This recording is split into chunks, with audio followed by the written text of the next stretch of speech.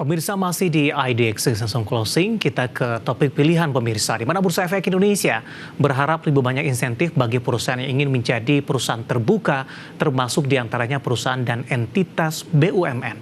Sementara itu terkait IPO, baru-baru ini Bursa Efek Indonesia mengungkapkan telah menolak sekitar 40% perusahaan yang mendaftar untuk menggelar IPO lantaran belum memenuhi kriteria bursa.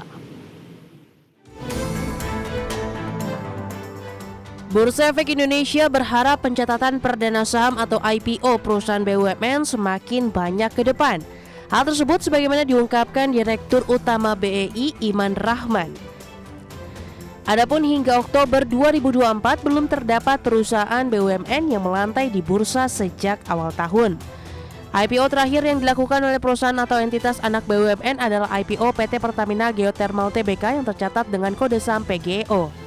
Ini ada 938 perusahaan tercatat di bursa.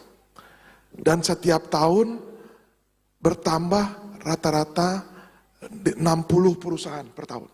Jadi tambahan perusahaan tercatat 60 perusahaan. Namun demikian, kami punya KPI yang namanya lighthouse, Pak. Artinya suatu perusahaan yang punya market cap 3T, tetapi free float-nya 15%. Itu setiap tahun, Pak. Dari 60 itu paling banyak 5, Pak.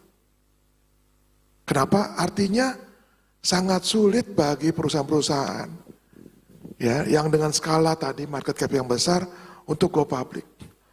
Padahal teman-teman mungkin tahu bahwa aturan di bursa yang paling kecil adalah kalau punya ekuitas 3 triliun, itu bisa free float 10%.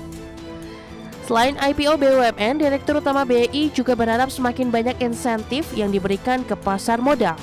Insentif tersebut seperti insentif pajak bagi perusahaan yang ingin menjadi perusahaan terbuka.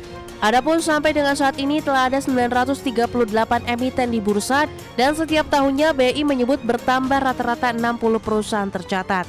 Sementara itu terkait aktivitas pencatatan perdana saham atau IPO terbaru, Bursa Efek Indonesia menyatakan telah menolak sekitar 40% dari total perusahaan yang mendaftar untuk menggelar IPO. Direktur Penilaian Perusahaan BEI Igede Nyoman Yetna mengatakan bahwa banyak perusahaan yang kini terpaksa menunda IPO lantaran belum memenuhi kriteria bursa. Ada dua hal yang menjadi pertimbangan bursa, diantaranya dari sisi going concern atau kelangsungan usaha dan bisnis model.